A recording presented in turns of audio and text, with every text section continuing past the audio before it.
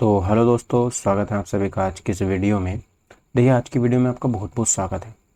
तो जैसा कि हम सभी को पता है कि मैंने लास्ट वीडियो में हमने जो कंप्लीट कर लिया था वो अपना जो उत्तर प्रदेश पुलिस यानी कि यूपीएसआई का हिंदी का एक सेट कंप्लीट किया था। ठीक है, आज मैं आपके सामने जीके का एक सेट लेके आ रहा हूँ और ये सेट इतना बेहतरीन होने वाला है ना, आप मतलब एकदम अच्छे तरीके से लेके आया हूँ, फुल डिटेल एक्सप्लेनेशन के साथ में।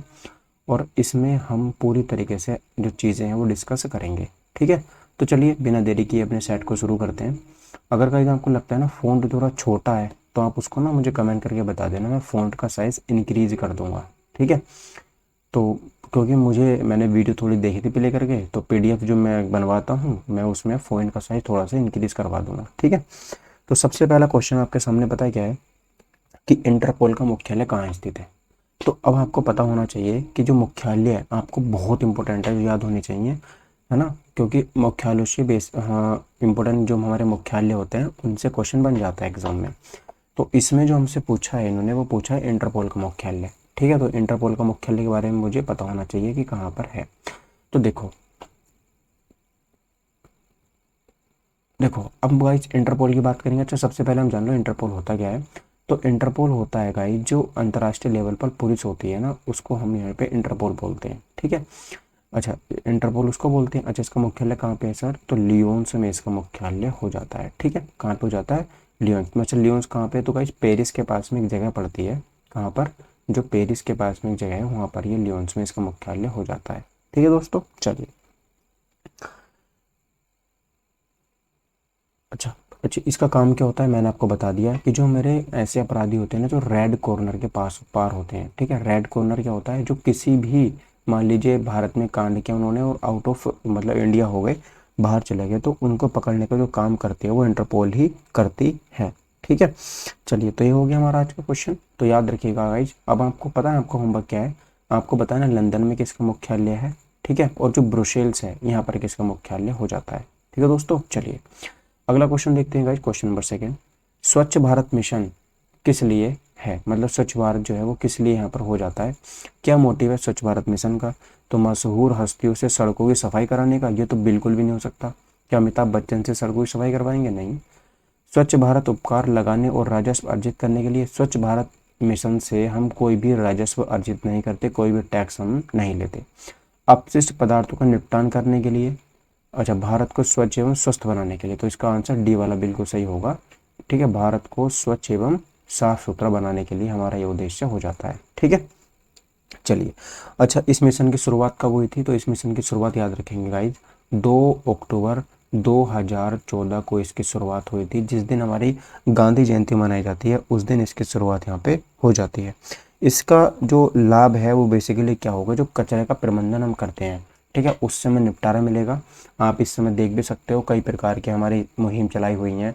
ठीक है, ये वाली गाड़ी भी चलाई हुई है कि आया कचरे वाला, आया आया कचरा लेने, मतलब ऐसे करके सॉन्ग चलता है, तो उसमें कचरा लेके चला जाता है। अच्छा, आपके दिमाग में क्वेश्चन आता होगा, सर हमें इतना खर्चा कचरा तो हम करते नहीं है, तो इतना खर्चा कचरा आता कहाँ से? तो देखो आपको मैं एक एवरेज बताता हूँ। भारत में लगभग 3 करोड़ टन, याद रखना ये आंकड़ा, आंकड़ा बहुत इंपॉर्टेंट है। कितने बात कर रहा हूँ मैं? 3 करोड़ टन। ठीक है, 3 करोड़ टन का जो कचरा है ना वो डेली उत्पादित होता है। हम लोग मतलब इतना कचरा हम डेली प्रोड्यूस कर देते हैं। ठीक है, याद रखिएगा।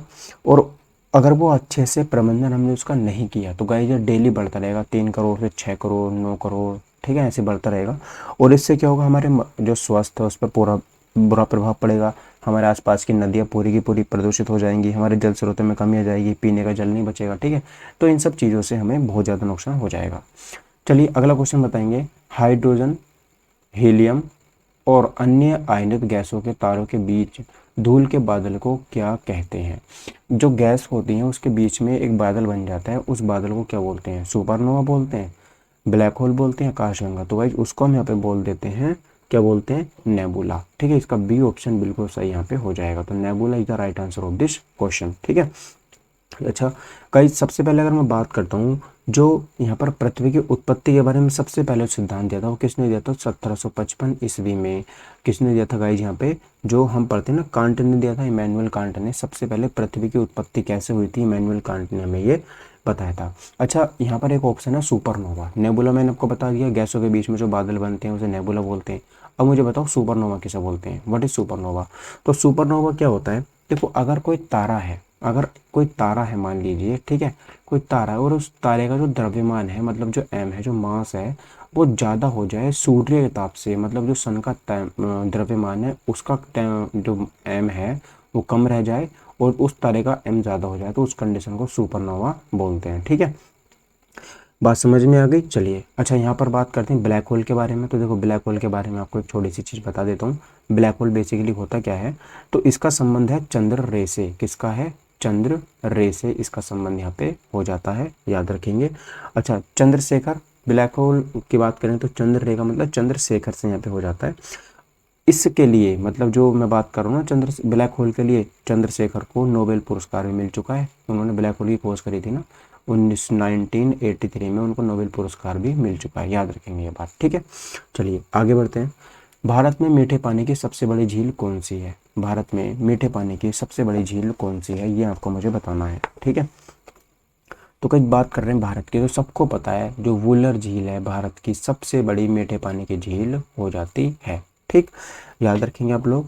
अच्छा यहाँ पर, अच्छा कौन से राज्य में यहाँ पे हो जाती है, तो सबको पता होना चाहिए जो वुलर झील है कहाँ पर है गाइस, तो जम्मू कश्मीर में ये स्थित है। ठीक है, याद रखेंगे। अच्छा यहाँ पर हमारी कुछ इंपॉर्टेंट झील में बता रहा हूँ। एक झील है गाइस जो इंपॉर्टेंट है बहुत ज़्यादा, उसका नाम हो जाता है सुकना झील। ठीक है, कौन सी झील है, तो सुकना झील आप बताएंगे। सुकना झील कहाँ पर है, ये वाली पेन अच्छी नहीं चल रही, दूसरी लेता हूँ बॉल पेन। सुकना झील कहाँ पर है, ठीक है, कौन सी झील है गाइस, सुकना झील कहाँ पर हो जाती है मुझे बताना है। तो देखो सुकना झील चंडीगढ़ में हो जाती है। कहाँ पर है गाइस, चंडीगढ़ में ये हो जाती है। ठीक है, पेन का कलर एक सेकंड आई थिंक मैं चेंज कर लेता हूँ, येलो कर लेता हूँ। चंडीगढ़ में हो जाती है। दूसरा पुष्कर झील, सबको पता है जो पुष्कर झील है वो कहाँ पर हो जाती है, तो ये पुष्कर झील जो जाती है वो राजस्थान में हो जाती है, याद रखेंगे। और जो कांवर झील है, ठीक है, एक झील है बहुत इंपॉर्टेंट झील है वो भी, कांवर झील। कौन सी झील है, कांवर झील कहाँ पर है, तो ये बिहार में हो जाती है। ठीक है, याद रखेंगे। कांवर झील कहाँ पर हो जाती है, तो बिहार में हो जाती है। सबसे इम्पोर्टेंट क्वेश्चन है हमारा आज का कि झीलों की नगरी किसे बोलते हैं। देखो झीलों का देश तो है फिनलैंड, याद रखेंगे। ठीक है, लेकिन झीलों की नगरी भारत में किसे बोलते हैं, तो याद रखिएगा झीलों की नगरी। ठीक है, झीलों की नगरी किसे बोलते हैं, तो याद रखिएगा किसे बोलते हैं, श्रीनगर। किसे बोलते हैं गाइज, श्रीनगर। प्लस किसको बोलते हैं, और यहाँ पे हम भोपाल को बोलते हैं। किसको, भोपाल को बोलते हैं झीलों की नगरी। ठीक है, इतनी बात याद रहेगी। चलिए आगे बढ़ते हैं अगले क्वेश्चन की तरफ। क्वेश्चन नंबर 5 है, भारतीय राष्ट्रीय कांग्रेस का गठन किस वर्ष किया गया था, बताएंगे कि भारतीय राष्ट्रीय कांग्रेस का गठन किस वर्ष किया गया था। इंपॉर्टेंट क्वेश्चन है बहुत ज़्यादा, आप लोग इसको याद रखिएगा। ठीक है, चलिए बताएंगे। तो देखो सबको पता है जो हमारा कांग्रेस की स्थापना करी गई तो 1885 में करी गई थी। ठीक है, कहाँ पर, नई दिल्ली में जो तेजपुर भवन है वहाँ पर करी गई थी। यह बात आपको यहाँ पे याद रखनी है। इसके पहले अध्यक्ष कौन थे, अच्छा सब इसके अध्यक्षता जो इसकी स्थापना थी वो किसने की थी, तो ए.ओ. ह्यूम ने की थी। ठीक, किसने की थी, ए.ओ. ह्यूम ने इसकी स्थापना की थी। और बात करते हैं गाइस इसके फर्स्ट जो हेड थे, ठीक है, फर्स्ट हेड कौन थे इसके, तो डब्ल्यू.सी. बनर्जी, याद रखेंगे डब्ल्यू.सी. बनर्जी जो थे वो इनके पहले हेड यहाँ पे हो जाते हैं। ठीक है, दूसरी चीज बात करते हैं, देखिए इसकी स्थापना कहाँ पर हुई थी, तो बॉम्बे के तेजपाल संस्कृत विश्वविद्यालय में हुई थी। कहाँ पर, मुंबई में एक विश्वविद्यालय था, उसका नाम क्या था, संस्कृत महाविद्यालय। ठीक है, तेजपाल संस्कृत महाविद्यालय, वहाँ पर इसकी स्थापना हुई थी। सब और इम्पोर्टेंट क्वेश्चन देखिए यहाँ पे बात करते हैं। तो जब इसका पहला अधिवेशन हुआ था, ठीक है, पहला अधिवेशन जो हुआ था उसमें कितने लोगों ने भाग लिया था, तो 72 लोगों ने उसमें भाग लिया था। ठीक है, ए.ओ. को इसका जनक माना जाता है, मैंने आपको बता दिया है। अच्छा बात करते हैं गाइज यहाँ पे जो 1887 का था, जो हमारा 1887 का जो कांग्रेस का अधिवेशन था उसकी अध्यक्षता करी थी, पहले मुस्लिम अध्यक्ष थे उसके बदरुद्दीन तैयब जी। कौन थे, बदरुद्दीन तैयब जी। यहाँ से इंपॉर्टेंट क्वेश्चन बन सकता है कि कांग्रेस के पहले मुस्लिम अध्यक्ष कौन थे, तो याद रखिएगा बदरुद्दीन तैयब जी थे। ठीक है, चलिए आगे बढ़ते हैं अगले क्वेश्चन की तरफ। जीएसएम का पूरा नाम क्या है, तो जीएसएम का पूरा नाम आपको बताएंगे क्या हो जाएगा। ठीक है, तो देखो आपको पता होना चाहिए global system for mobile communication, इसका यहाँ पे फुल फॉर्म हो जाती है जीएसएम की फुल फॉर्म। ठीक है, यानी कि डी ऑप्शन यहाँ पे हमारा सही हो जाता है। यहाँ पे बात करते हैं देखो जीपीएस के बारे में। तो अगर हमारा जीएसएम आया है तो आपको जीपीएस भी जरूर क्लिक करेगा सर। जीपीएस क्या है? तो जीपीएस की फुल फॉर्म होती है ग्लोबल पोजिशनिंग सिस्टम, और ये कहाँ की कंपनी है? तो ये यूएसए की कंपनी हो जाती है, ठीक है। अच्छा, जीपीएस में कितने जो उपग्रह हैं वो संचालित होते हैं, मतलब कितने उपग्रहों की जरूरत पड़ती है जीपीएस को चलाने के लिए? तो याद रखिएगा 24 सैटेलाइट हैं जो जीपीएस को चलाते हैं, मतलब कंट्रोल करते हैं, ठीक है। अगला क्वेश्चन देखिए, क्वेश्चन नंबर 7। किस व्यक्ति को बहादुर खान के नाम से जाना जाता है? देखो, तो जो बहादुर खान सॉरी बादशाह खान, माफी चाहूंगा मैंने बहादुर खान बोल दिया, बादशाह खान है। बादशाह खान के नाम से किस व्यक्ति को जाना जाता है? तो अबुल कलाम सॉरी खान अब्दुल गफ्फार खान। अबुल कलाम आजाद को पहले शिक्षा मंत्री थे हमारे, ठीक है। और जो खान अब्दुल गफ्फार खान है, इनको किस नाम से जानते हैं? बादशाह खान के नाम से जानते हैं, ठीक है। खान अब्दुल गफ्फार खान का एक नाम और हो जाता है जो आपको यहाँ पे याद रखना है। इनका दूसरा नाम क्या है? तो हम इनको सीमांत गांधी के नाम से भी जानते हैं। किस नाम से गाइड? सीमांत गांधी, ठीक है। सीमांत गांधी के नाम से भी इनको जाना जाता है। क्यों जाना जाता है? तो देखो, जो गांधीवादी की विचारधारा थी ना, वो इन्होंने पश्चिम और उत्तर वाला जो एरिया है, मतलब याद रखेंगे, ये अगर हमारा ईस्ट है, ये वेस्ट है, ये नॉर्थ है, ये साइड है, तो पश्चिम उत्तर मतलब ये वाला एरिया था। इस एरिया में इन्होंने गांधी के जो विचार थे, जो महात्मा गांधी जी के विचार थे, उनको इन्होंने बढ़ावा दिया था इस वाले एरिया में, पश्चिम उत्तर एरिया में। तो इसलिए इनको सीमांत गांधी के नाम से भी जाना जाता है, याद रखेंगे, ठीक है। अच्छा, इनको भारत रत्न सम्मान में मिल चुका है, तो बताएंगे कब मिला था? 1987 में इनको भारत रत्न पुरस्कार से भी सम्मानित किया गया था। और ये पहले विदेशी थे, याद रखिएगा, फर्स्ट विदेशी थे जिनको भारत रत्न पुरस्कार दिया गया था। कौन थे? फर्स्ट विदेशी थे, ठीक है, याद रखेंगे। मोहम्मद अली जिन्ना कौन थे? तो देखो यहाँ पर है ना मोहम्मद अली जिन्ना, तो ये भारत का जो विभाजन हुआ था, तो पाकिस्तान के क्या थे? ये जनक माने जाते हैं। पाकिस्तान के पापा कौन है? तो मोहम्मद अली जिन्ना यहाँ पे हो जाते हैं, ठीक है, याद रखेंगे। अच्छा, अब्दुल कलाम आज़ाद ने कांग्रेस का कोई से अधिवेशन में भाग लिया था कि नहीं? बताओ, कोई से अधिवेशन की अध्यक्षता करी थी? तो हाँ, करी थी 1923 के अंदर, जो यहाँ पर दिल्ली में हुआ था इसका अधिवेशन। कहाँ पर हुआ था? दिल्ली में कांग्रेस का अधिवेशन हुआ था, इसकी इन्होंने अध्यक्षता की थी, याद रखेंगे, ठीक है। ठीक है दोस्तों, याद रखेंगे आप इतनी बात। चलिए आगे बढ़ते हैं, अगला क्वेश्चन देखेंगे, क्वेश्चन नंबर 8। डैश मानव जैसी प्रजातियों जैसे कि बंदर, वानर, वन मानुष आदि के व्यवहार का अध्ययन है। कौन सा है जो इनमें बात याद रखेंगे? तो देखो यहाँ पर हो जाता है प्राइमेटोलॉजी, मानव जैसी प्रजातियों जैसे बंदर, वानर, वन मानुष आदि के व्यवहारों का अध्ययन करता है। तो ऑप्शन नंबर बी यहाँ पे मेरा बिल्कुल सही आंसर हो जाएगा, ठीक है। B is the right answer of this question. अच्छा, मानव पीढ़ी का जन्म जो है वो कहाँ से हुआ है, पता है आपको? जैसे हमको पता है कि जो हमारे आदिम मानव थे, ठीक है, जो प्राचीन मानव थे, उनका विकास हुआ है, तब हमारा आज का मानव बना है। और मानव के अध्ययन को होमो सेपियंस पता जानते हैं, ये सबको पता है, ठीक है। लेकिन जो किस पीढ़ी से हमारा विकास हुआ है, तो एक पीढ़ी का नाम याद रखेंगे आप, आज याद रखेंगे, ठीक है। क्या याद रखेंगे? ड्रायोपिथेकस। क्या है? ड्रायो, ठीक है, ड्रायोपिथेकस, ये इंपॉर्टेंट नाम है, याद रखेंगे इसको आप, ड्रायोपिथेकस।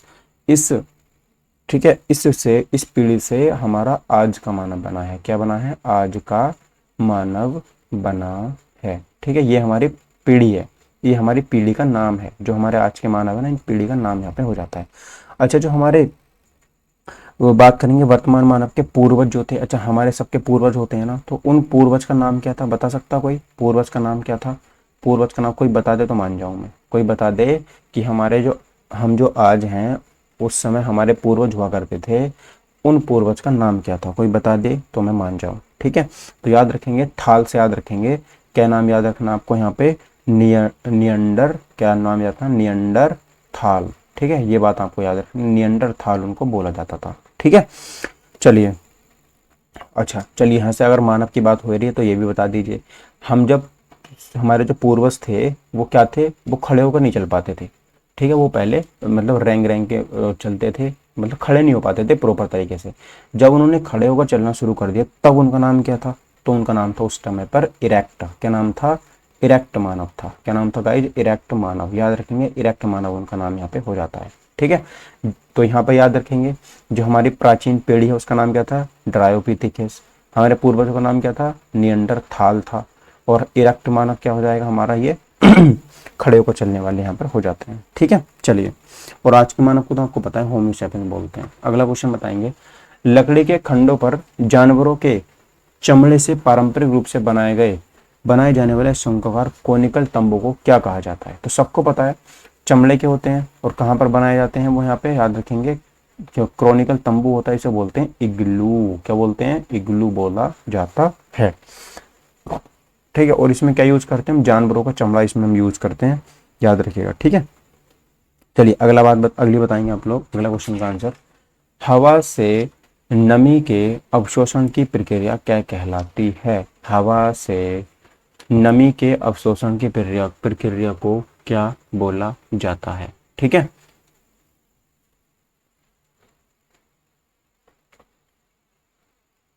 तो याद रखेंगे इसका सही आंसर हो जाएगा ऑप्शन नंबर डी, डेल्कवेशंस उसको बोला जाता है। क्या बोला जाता है, डेल्कवेशंस बोला जाता है जब हम हवा से नमी का अवशोषण करते हैं। ठीक है, याद रखेंगे। तो अब आपको ये भी पता होगा कि जो गतिशील हवा होती है उसे पवन बोलते हैं। ठीक है, और जो हवा होती है जैसे जैसे हम ऊपर जाते हैं वो पतली होती चली जाती है। ठीक है, इसलिए जो एरोप्लेन में फाउंटेन पेन यूज़ करते हैं उनकी पेन से इंक बाहर आ जाती है।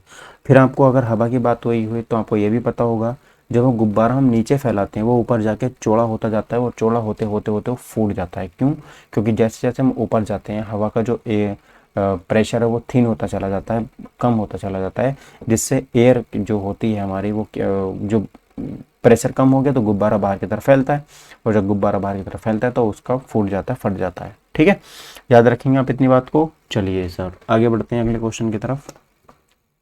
सर्वश्रेष्ठ फिल्म के लिए 92वां अकेडमी पुरस्कार किसे दिया गया था, बताएंगे।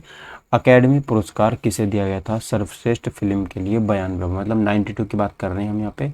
ठीक है, ये क्या हो रहा है, 92 रेज फुल कलर।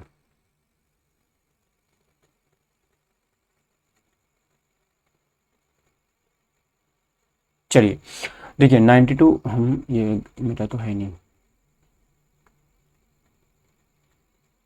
देखो। तो 92 हम ऑस्कर की बात कर रहे हैं तो गाइस कब दिया गया था ये आपको याद रखना है, 2020 में ये दिया गया था। कब दिया गया था, 2020 में दिया गया था। और किसे मिला था, उस फिल्म का नाम क्या था, पैरासाइट। क्या नाम था, पैरासाइट। यहाँ पे सही आंसर हो जाएगा ऑप्शन नंबर सी।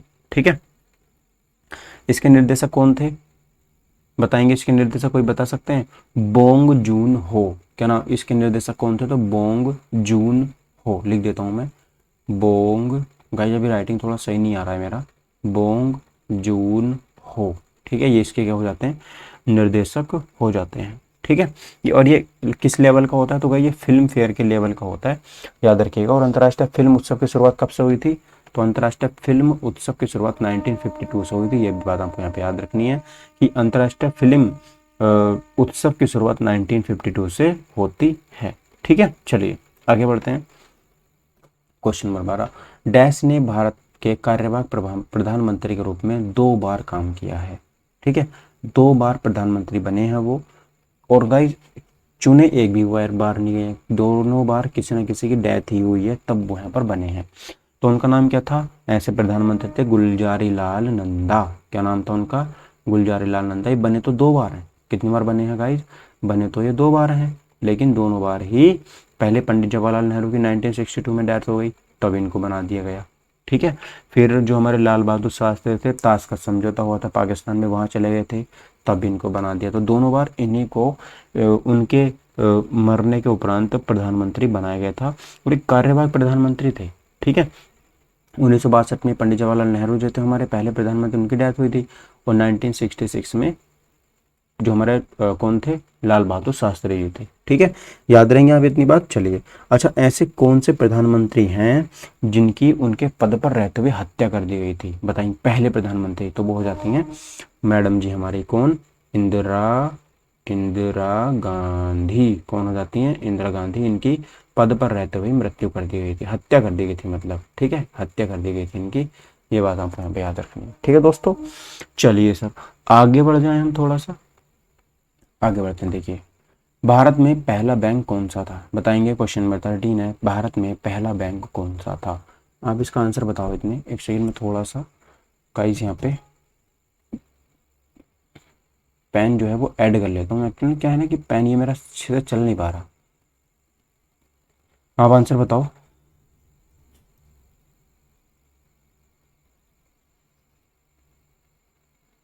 भारत में पहला बैंक कौन सा था।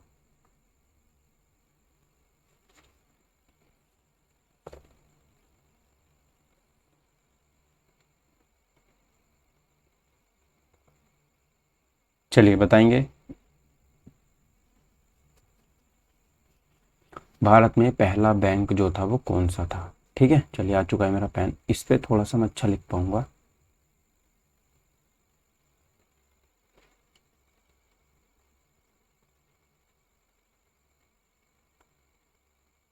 सोच लें अपने आंसर क्या होगा। भारत में पहला जो बैंक था वो कौन सा था। ठीक है, तो क्या बैंक ऑफ इंडिया था, बैंक ऑफ हिंदुस्तान था, रिजर्व बैंक ऑफ इंडिया था, सेंट्रल बैंक ऑफ इंडिया था। तो फटाफट बताएंगे भारत में जो पहला बैंक था वो यहाँ पे कौन सा हो जाता है। ठीक है, तो बैंक ऑफ हिंदुस्तान हमारा भारत का पहला बैंक हो जाता है। मतलब ऑप्शन नंबर 20 का क्वेश्चन का बिल्कुल सही आंसर हो जाता है। ठीक है, याद रखेंगे। ज़्यादा मोटी हो गई पेन अब। क्या हो रहा है मेरे साथ में, मुन्ना। प्योर येलो कलर लेना है मेरे को। ठीक है, चलो। अच्छा, बैंक ऑफ हिंदुस्तान की स्थापना कब हुई थी, तो याद रखेंगे 1770 में जो बैंक ऑफ हिंदुस्तान है इसकी यहाँ पे स्थापना हुई थी। याद रखेंगे। ठीक है, और ये कहाँ पर स्थापना हुई थी इसकी, तो कलकत्ता में हुई थी। कहाँ पर हुई थी, कलकत्ता के अंदर इसकी स्थापना हुई थी। मतलब कलकत्ता में इसकी स्थापना करी गई थी। ये बात आपको यहाँ पे याद रखनी है। ठीक है, चलिए आगे बढ़ते हैं। देखिए अगले क्वेश्चन, मतलब आगे इसमें और कोई जानकारी आपको मिल सकती है। हाँ, तो अब जब लास्ट में सब चीज़ होगी तो इम्पीरियल बैंक बनती है। और इम्पीरियल बैंक जो है, इम्पीरियल बैंक ऑफ इंडिया का जो गठन हुआ था 1955 में इम्पीरियल बैंक ऑफ इंडिया का गठन किया गया था। ये बात आपको यहाँ पे याद रखनी है। और बाद में इसका नाम बदल करके ही एसबीआई कर दिया गया था। क्या कर दिया गया था, एसबीआई इसका नाम कर दिया गया था बाद में इसका नाम परिवर्तित करके। ठीक है, चलिए आगे बढ़ते हैं। अगले क्वेश्चन की तरफ मूव करते हैं। अगला क्वेश्चन यहाँ पे क्या हो जाएगा। क्वेश्चन नंबर 14 है कि निम्नलिखित, ठीक है, निम्नलिखित में से कौन सा तत्व मेंडेलीव की आवर्त सारणी में ईका एल्यूमिनियम की जगह लेता है। बताएंगे। ईका एल्यूमिनियम की जगह मेंडेलीव की आवर्त सारणी में कौन सा तत्व लेता है। तो हमको सभी को पता है जो गैलियम है ना वो यहाँ पर तत्व जगह इसके ले लेता है। क्वेश्चन सब लोग छोड़ के आएंगे और छोड़ने वाला क्वेश्चन भी है। आपको पता है मेंडेलीव की आवर्त सारणी में तत्व जो थे वो उनके किस रूप में आधारित थे, उनके द्रव्यमान के आधार पर आधारित, मतलब उन्होंने रखा था। उनको अच्छे से पता नहीं था कि तत्व को रखना कैसे है। मेंडेलीव ने आवर्त सारणी तो खोज दी। ठीक है, और न मेंडेलीव को इलेक्ट्रॉनिक विन्यास के बारे में पता था। ठीक है, इसलिए जो मेंडेलीव की आवर्त सारणी थी उसमें कई बार सुधार भी हुए हैं। और सुधार होते होते वो आज इतने अच्छे से हमारे सामने पेश हो पाई है। ठीक है, चलिए आगे बढ़े। अगला क्वेश्चन बताएंगे। किसी दर्पण, बताएंगे किसी दर्पण में, किसी दर्पण की गोलीय सतह का केंद्र, गोलीय सतह के केंद्र को क्या कहते हैं। मतलब कोई दर्पण है उसकी जो गोलीय सतह है उसके केंद्र को क्या कहते हैं, आप ये बताएंगे। क्या हो जाएगा इस क्वेश्चन का सही आंसर। ठीक है, तो जो गोलीय केंद्र होता है उसको बोलते हैं ध्रुव। यानी कि ऑप्शन नंबर 20 का सही आंसर हो जाएगा, ध्रुव बोलते हैं। ठीक है, चलिए अगर कोई दर्पण है उसका जो बाहर का सतह है, मतलब जो परावर्तक है वो बाहर से अगर उभरा हुआ है तो उसे हम उत्तल बोलेंगे। क्या बोलेंगे, उसे हम उत्तल।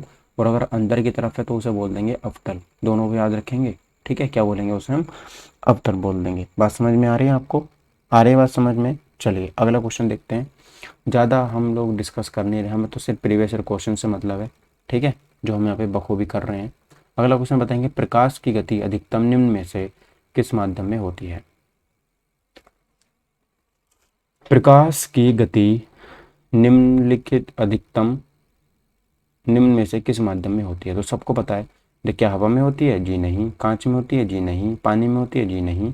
निर्वात में प्रकाश की गति सबसे ज़्यादा होती है। तो इसकी स्पीड कितनी होती है सर, तो 3 × 10⁸ मीटर पर सेकेंड इसकी स्पीड होती है। लगभग 3 लाख किलोमीटर 1 सेकंड में प्रकाश की गति होती है। निर्वात की बात कर रहा हूँ मैं, ठीक है। अच्छा, फोटोन, यहाँ पे प्रकाश की अगर बात आई है तो यहाँ पर फोटोन क्या होता है ये आप मुझे बताएंगे कि फोटोन क्या होता है, ठीक है। जो फोटोन क्या होता है मैं आपको बताता हूँ। देखिए, जो ऊर्जा है ना, ऊर्जा जिसको हम एनर्जी बोलते हैं, ठीक है, जो एनर्जी है वो छोटे छोटे बंडलों के रूप में या फिर किसी पैकेट के रूप में, पैकिंग के रूप में चलता है, ठीक है। प्रकाश पर, लाइट पर चलता है। जो ऊर्जा है वो प्रकाश में चलती है, लाइट पर चलती है, छोटे छोटे पैकेटों के रूप में, उसे फोटोन बोलते हैं। क्या बोलते हैं उसको? हम फोटोन यहाँ पे बोलते हैं, ठीक है। बात समझ में आ रही है आपको? चलिए सर आगे बढ़ते हैं, अगले क्वेश्चन की तरफ मूव करते हैं। अगला क्वेश्चन यहाँ पे क्या हो जाएगा?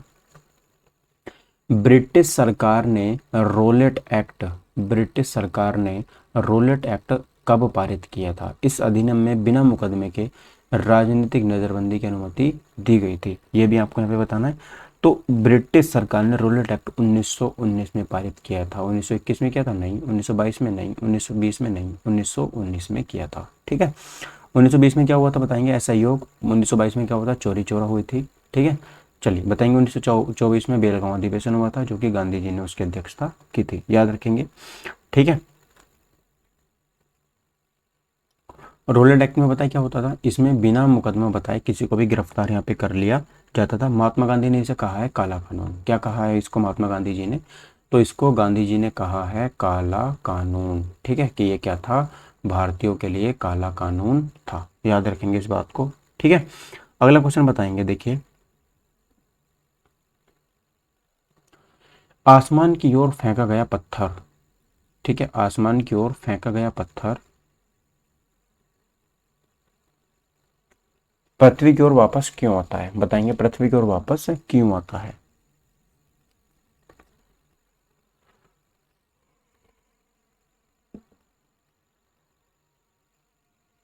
वस्तु, पृथ्वी वस्तु द्वारा किया गया कार्य इसे पृथ्वी की ओर खींचता है, गलत बात, ये तो हो नहीं सकता, ठीक है। अच्छा, केंद्र प्रसारी बल इसके इसे पृथ्वी से दूर भेजता, नहीं। नीचे क्यों लगने वाला दाब, दाब तो हो नहीं सकता गाइज। एक बल है जो इसे भूमि की ओर खींचता है और उस बल का नाम आप अच्छे से जानते हो, उसका नाम है गुरुत्वीय बल। क्या नाम है गाइज उसका? गुरुत्वीय बल, यहाँ पे उसका नाम हो जाता है, ठीक है मित्रों। चलिए आगे बढ़ते हैं। अच्छा, यहाँ पर अगर बात आई है हमारी फेंकने की, किसकी बात आई है? फेंकने की। चलिए, मैंने कोई बॉल है जो मैंने फेंक दी है पृथ्वी के बाहर 11.2 किलोमीटर प्रति सेकंड की रफ्तार से, तो क्या वो वापस लौट के आएगी? बताएंगे कमेंट करके ज़रूर, क्या वो वापस लौट के आएगी? आप कहेंगे जी नहीं सर, ये वापस लौट के नहीं आएगी। क्यों नहीं आएगी? क्योंकि ये पृथ्वी का पलायन वेग है। पलायन वेग क्या होता है सर? सर पलायन वेग उस वेग को बोलते हैं जिस वेग से आप किसी वस्तु को फेंक दें और वो पृथ्वी के गुरुत्वाकर्षण क्षेत्र से बाहर चले जाए, और अगर कोई वस्तु पृथ्वी के गुरुत्वाकर्षण क्षेत्र से बाहर चली जाती है तो वो कभी वो लौट कर वापस नहीं आती। तो आप पूछेंगे सर कहाँ जाती है? तो गाइज वो आकाश में फ्रीली मूव करती रहती है। नाभिकीय संलयन प्रतिक्रिया स्वचालित रूप से होती है, बताएंगे धरती के क्रोड में, सागर की लहरों में, परमाणु रिएक्टर में या फिर सूर्य में? तो सभी को पता है नाभिकीय संलयन की जो प्रतिक्रियाएं हैं वो सूर्य में होती हैं। कहाँ पे होती हैं? सूर्य में होती हैं, और ये अपने आप होती रहती हैं, इसको कोई भी नहीं करता है, ठीक। चलिए ये बात हमें यहाँ पे याद रखनी है। अगला क्वेश्चन देखेंगे। अगला क्वेश्चन यहाँ पे क्या हो जाएगा? किसी आवेशित निकाय द्वारा किसी अन्य आवेशित निकाय पर लगाए गए बल को क्या कहते हैं? फटाफट आंसर बताएंगे, क्या इस क्वेश्चन का सही आंसर हो जाता है? मतलब ये बोल रहे हैं सर, किसी आवेशित निकाय द्वारा किसी अन्य आवेशित निकाय पर लगाए गए बल को क्या कहते हैं? क्या आप उसको गुरुत्वाकर्षण बल कहते हैं, अभिकेंद्री बल कहते हैं, विद्युत स्थैतिक बल कहते हैं या फिर घर्षण बल कहते हैं? तो आप इस क्वेश्चन का सही आंसर बताएंगे, क्या हो जाएगा? तो देखो, घर्षण बल क्या होता है सर? घर्षण बल होता है जब कोई चीज़ घिस के चलती है, ठीक है, उसको घर्षण बल बोलते हैं। गुरुत्वाकर्षण बल क्या होता है? ये बल केवल पृथ्वी में ही होता है जो अपनी चीज़ों को अपनी ओर खींच के रखता है। अभिकेंद्री बल सेंटर की ओर लगता है, और जो विद्युत स्थैतिक बल है यही इस क्वेश्चन का सही आंसर हो जाएगा, ठीक है। ये बात आपको यहाँ पे याद रखनी है, ठीक है दोस्तों। अगला क्वेश्चन देखेंगे, अगला क्वेश्चन यहाँ पे क्या हो जाएगा, आगे चलते हैं।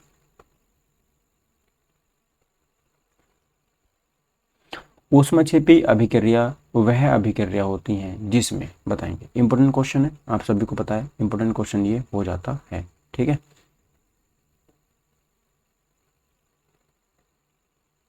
क्या हो रहा है, क्वेश्चन आगे क्यों जा रहे हैं।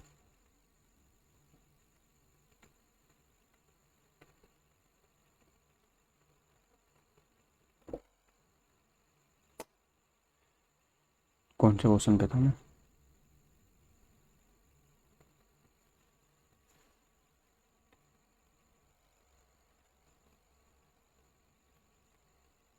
ये था 21वां क्वेश्चन था कि ऊष्मक्षेपी अभिक्रियाएं क्या होती हैं, ये आपको बताना है, जिसमें से क्या होता है, ऑक्सीजन की क्षति होती है, ऊष्मा का अवशोषण होता है, ऑक्सीजन प्राप्त होती है, ऊष्मा निकलती है।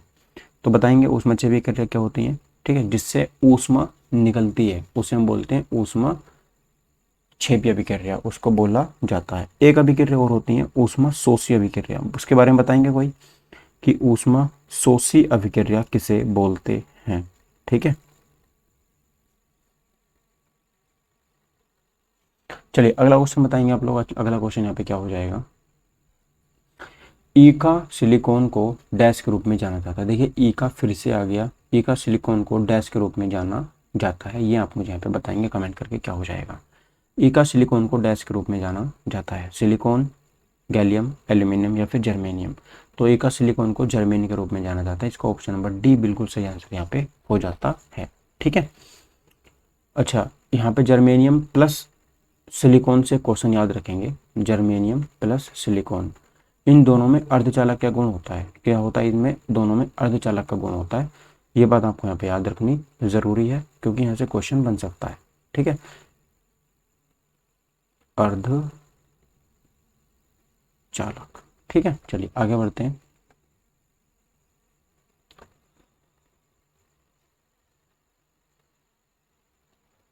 डैश में एक प्रमुख कायापलट है जिसने ब्रिटिश शासन की नींव को हिलाकर रख दिया था और इसे अक्सर स्वतंत्रता का पहला युद्ध माना जाता है। तो सभी को पता है कि 1857 की क्रांति हुई थी, उसने ब्रिटिश सरकार की जो कमर थी उसको हिला करके रख दिया था। शुरुआत कब हुई थी, इसकी डेट आती है, तो डेट याद रखेंगे आप लोग, 10 मई 1857 को ये शुरू हुई थी।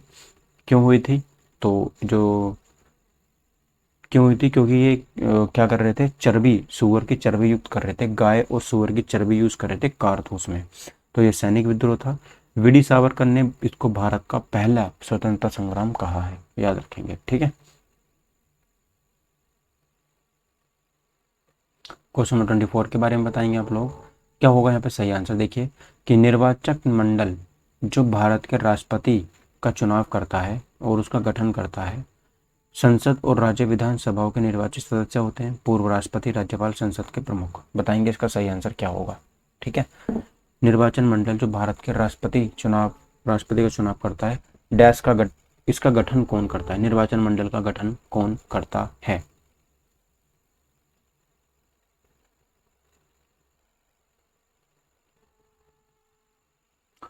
जल्दी बताएंगे, तो देखो यहाँ पर हो जाएगा संसद और राज्य विधानसभाओं के निर्वाचित सदस्य, ये इसका सही आंसर यहाँ पे हो जाता है, ठीक है। चलिए, अच्छा, राष्ट्रपति के निर्वाचक मंडल का उल्लेख, अगर यहाँ पे निर्वाचन की बात हुई तो राष्ट्रपति के निर्वाचक मंडल का उल्लेख कौन से आर्टिकल में आता है, आर्टिकल 54 में आता है। ये बात आप यहाँ पे याद रखेंगे। राष्ट्रपति के चुनाव में कौन कौन भाग लेता है, यहाँ से भी क्वेश्चन कई बार पूछ लिया जाता है, तो याद रखेंगे, लोकसभा के निर्वाचित सदस्य है ना, किसके, लोकसभा के निर्वाचित सदस्य, राज्यसभा के निर्वाचित सदस्य, ठीक है, और याद रखेंगे दिल्ली एंड जम्मू कश्मीर, ठीक है, दिल्ली एंड जम्मू कश्मीर के जो यहाँ पर निर्वाचित सदस्य हैं वो यहाँ पे भाग लेते हैं, ठीक। अगला क्वेश्चन बताएंगे, देखिए क्वेश्चन नंबर यहाँ पे बात करते हैं हम 25 के बारे में। यदि कोई वस्तु, यदि किसी वस्तु पर एक स्थिर बल किस ब, यदि किसी वस्तु पर लागू एक स्थिर बल बस की दिशा में वस्तु द्वारा स्थानांतरित बल और दूरी के परिणाम के रूप में दर्शाया जाता है, तो उसे क्या कहा जाता है। 25वां क्वेश्चन है, इंपॉर्टेंट क्वेश्चन है, जल्दी से बताएंगे। तो बल की दिशा में वस्तु स्थानांतरित बल और दूरी के परिणाम को क्या कहा जाता है? तो सभी को पता है, कार्य कहा जाता है, किया गया कार्य। और कार्य क्या होता है? डब्लू होता है, वर्क। ठीक है, और डब्लू बराबर क्या होता है?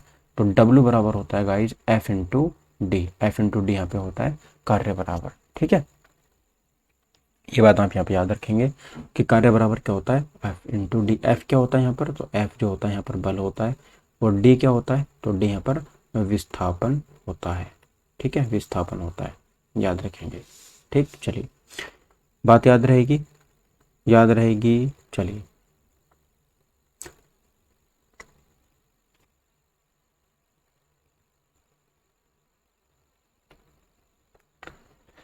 सुबंधु घटक पर क्षण, छपड़ाक, वीरसेन, इन सभी में क्या समानता है? ठीक है, कितना टफ क्वेश्चन आया है, आपने आज तक पढ़ा नहीं होगा ये। ठीक है, आपने सुबंधु घटक पर क्षणवाक और वीरसेन, इन सभी में क्या संबंध है? तो इन सभी में कुछ भी संबंध नहीं है। ये क्या थे कि चंद्रगुप्त जो द्वितीय था या फिर चंद्रगुप्त जो विक्रमादित्य था, ये इसके दरबार में रहते थे बस। चंद्रगुप्त, बस दो ही राजा ऐसे हुए हैं, एक अकबर के शासनकाल में नौरत्न थे, और एक चंद्रगुप्त विक्रमादित्य के शासनकाल में नौरत्न थे। उनमें से ये चार यहाँ पे हो जाते हैं, बात यहाँ पे याद रखेंगे। ठीक है, और चंद्रगुप्त द्वितीय के शासनकाल में भारत में कौन सा देश का यात्री आया था? तो फाहियान आया था। कौन सा आया था? फाहियान आया था, चीनी यात्री था, ये याद रखेंगे। ठीक है, चलिए आगे बढ़ते हैं गाइज अगले क्वेश्चन की तरफ। निम्न में से कौन सा विश्व का सबसे बड़ा मरुस्थल हो जाता है? सबसे बड़ा उष्ण मरुस्थल यहाँ पे हो जाता है, आंसर बताएंगे।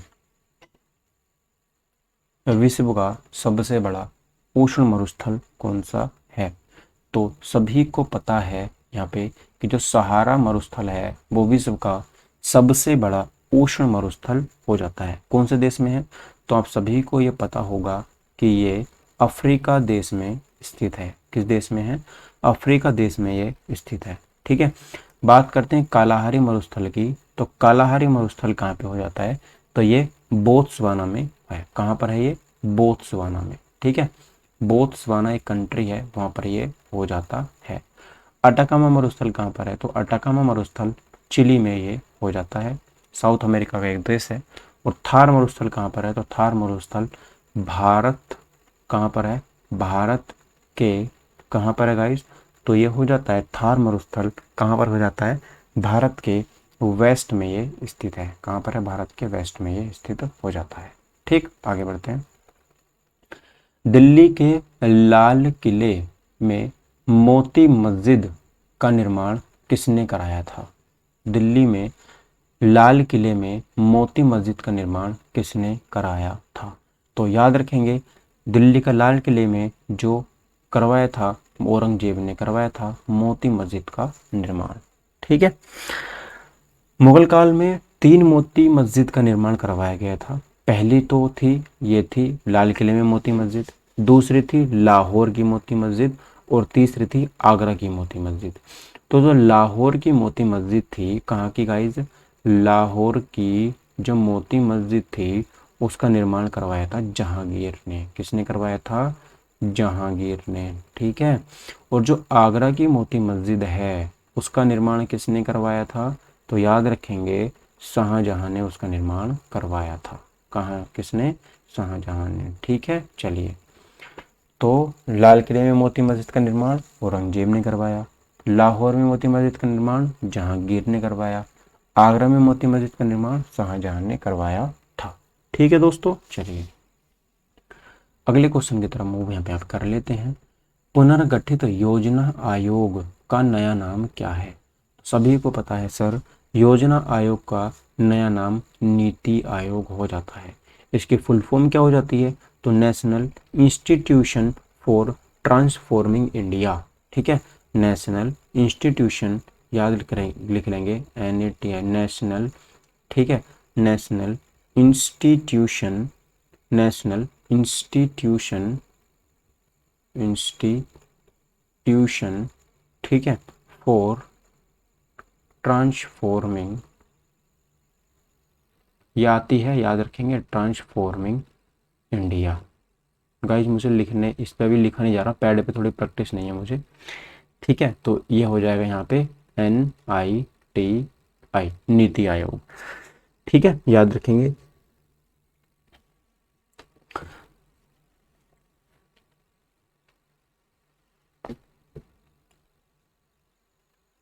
चलिए आगे बढ़े अगले क्वेश्चन की तरफ। और ये भी याद रखना है भाई कि ये जो नीति आयोग है वो कब बना था, 2015 में। दो योजना आयोग बना था पंडित जवाहरलाल नेहरू के काल में, और नीति आयोग 2015 में। किस अभिनेत्री को भारत किस अभिनेत्री को भारत रत्न डॉक्टर अंबेडकर अवार्ड से सम्मानित किया गया था? बताएंगे कौन है वो जिन्हें ये पुरस्कार दिया गया था?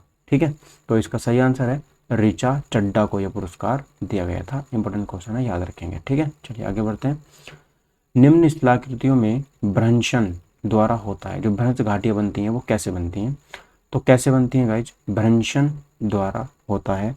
तो याद रखेंगे विभ्रंश का निर्माण जो होता है वो कैसे होता है? स्थलाकृति और तनाव में खिंचाव की शक्ति द्वारा होता है। ठीक है, तो कैसे होता है? विभ्रंश घाटी के द्वारा इसका निर्माण होता है, याद रखेंगे। ठीक है, क्या होता है इसमें गाइस? जैसे कोई पर्वत है, उसका एक भाग नीचे धंस जाए और एक भाग उसका ऊपर उठ जाए, तो वहां पर जो पर्वत बनता है उसे ब्लॉक पर्वत बोलते हैं। कौन सा पर्वत बोलते हैं उसको? ब्लॉक पर्वत। तो आप पूछेंगे इसका कोई उदाहरण है राइन का पर्वत। कौन सा? राइन पर्वत इसी का उदाहरण है। ये ब्लॉक माउंटेन के नाम से जाना जाता है। ठीक है, आगे बढ़ते हैं। अगला क्वेश्चन देखेंगे, वर्नाकुलर प्रेस एक्ट कब पारित हुआ था? बताएंगे वर्नाकुलर प्रेस एक्ट कब पारित हुआ था, कब आया था? तो 1878 को ये प्रेस एक्ट आया था। इसमें क्या था?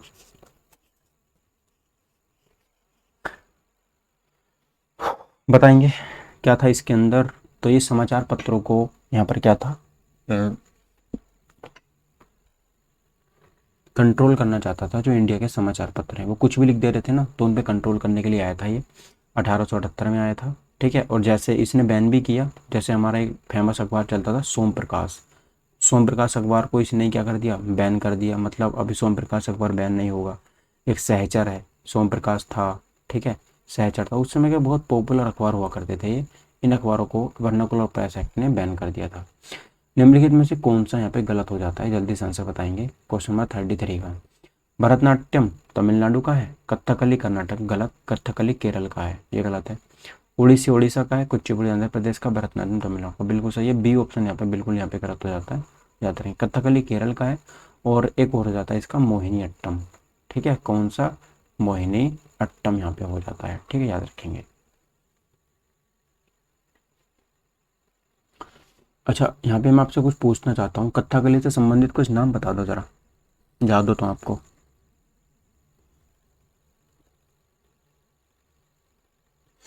देखो, सबसे पहले आप लोग एक इसका नाम याद रखेंगे, कथकली से एक नाम याद रखें, कृष्ण कुटी नायर। क्या नाम रखेंगे?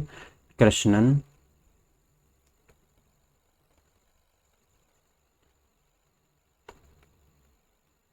कृष्णन कुट्टी। ठीक है, आनंद शिवरामन को दूसरा नाम रखेंगे, आनंद शिवरामन, आनंद शिवरामन। ठीक है, और तीसरा अगला नाम याद रखेंगे और शांताराव। क्या नाम याद रखेंगे? शांता राव। ठीक है, एक नाम और याद रखेंगे, उदय शंकर। क्या नाम याद रखेंगे? उदय शंकर। ठीक है, तो जो कली होती है वो उदय होती है और बहुत शांति के साथ में होती है, बहुत आनंद के साथ में होती है, जैसे कृष्ण जी आनंद में रहा करते थे। ठीक है, ऐसे हम इसको याद भी कर सकते हो। चलिए आगे बढ़ते हैं। 26 अगस्त 2019 को इंडोनेशिया के राष्ट्रपति जोको विडोडो ने देश की राजधानी बोर्निया द्वीप स्थित किस प्रांत में स्थानांतरित किए जाने की घोषणा की थी? तो इसका सही आंसर यहाँ पे हो जाता है, कहाँ पर? कालीमंथन। कहाँ पर करी थी इन्होंने? कालीमंथन प्रांत में स्थानांतरित करने की घोषणा करी थी। सी आंसर बिल्कुल सही यहाँ पे हो जाता है। ठीक है, चलिए आगे बढ़ते हैं, हम लोग अगले क्वेश्चन की तरफ मूव करते हैं। देश का सबसे ऊंचा स्काई साइक्लोन ट्रैक कहाँ बनाया जा रहा है? बताएंगे कहाँ पर बनाया जा रहा है देश का सबसे ऊंचा साइक्लिंग ट्रैक? कहाँ बनाया गया है? जल्दी बताएंगे, इसका सही आंसर क्या हो जाएगा? ठीक है, तो देश के सबसे ऊंचे की बात कर रहे हैं हम, तो ये मनाली में मनाया जाएगा। कहाँ पर? मनाली। मनाली कहाँ पर है? हिमाचल प्रदेश, यानी कि HP कहाँ पर है? HP में, याद रखेंगे इसको, ठीक है। हिमाचल प्रदेश ये हो जाता है, कहाँ पर है? HP में, ठीक है।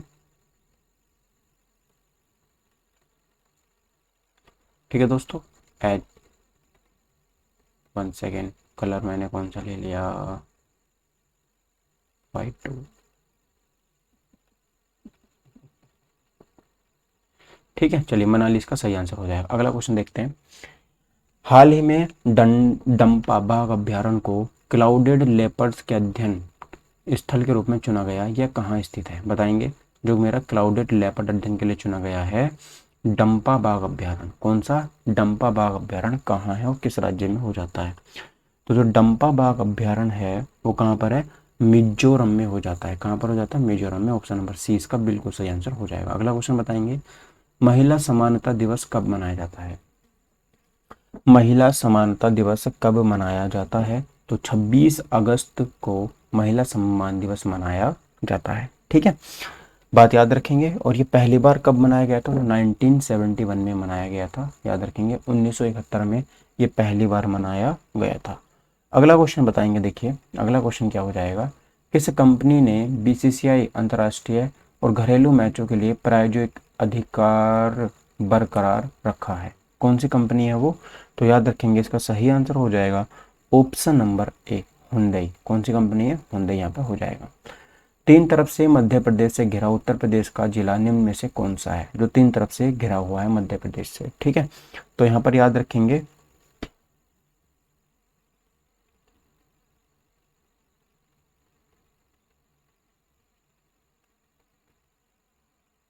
गाइस, कुछ गड़बड़ हो गई क्या पीछे? एक सेकेंड।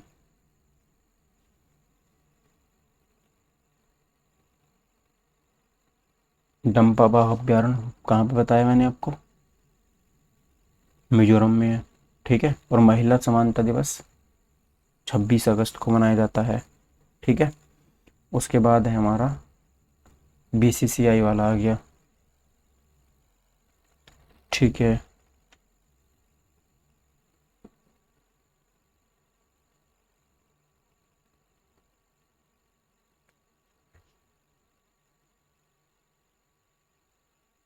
इसका सही आंसर गाइस D होगा। एक सेकेंड, थोड़ी मिस्टेक हो गई यहाँ पे।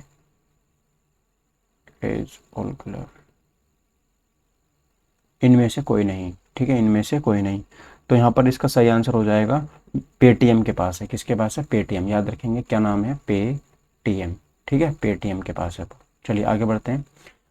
अच्छा, तीन तरफ से घिरा हुआ कौन सा हो जाता है? याद रखेंगे तो ऑप्शन नंबर है ललितपुर। कौन सा हो जाता है? ललितपुर यहाँ पे हो जाता है, ठीक है। अगला बताएंगे। अगला क्वेश्चन है, हाल ही में भारत के किस राज्य में मकड़ी की एक विलुप्त प्राय प्रजाति पिकॉक पैराशूट स्पाइडर, कौन सी पिकॉक पैराशूट स्पाइडर पाई गई है? किस राज्य में पाई गई है? तो तमिलनाडु में पाई गई है, ठीक है। तो गाइज ये थे मेरे आज के 40 से क्वेश्चन। कितने क्वेश्चन थे गाइज? आज के 40 क्वेश्चन थे जो हमने किए, ठीक है। आपसे मैं उम्मीद करता हूँ आप इसको अच्छे से कंप्लीट करके लेके आएंगे और बेहतरीन तरीके से रिवीजन भी करके आएंगे, क्योंकि अगले प्रैक्टिस सेट में हम यहीं से आगे कंटिन्यू करेंगे, ठीक है। तो चलिए मित्रों, मिलते हैं हम अगली वीडियो में अब, ठीक है। टाइम भी काफ़ी हो गया और मैं उम्मीद करता हूँ आपको पसंद आई होगी वीडियो। PDF पाने के लिए आप टेलीग्राम चैनल से जुड़ जाएंगे। और बस इतना ही बताना था आज के लिए। Thank you for watching my video. Take care, bye, जय हिंद, वंदे मातरम।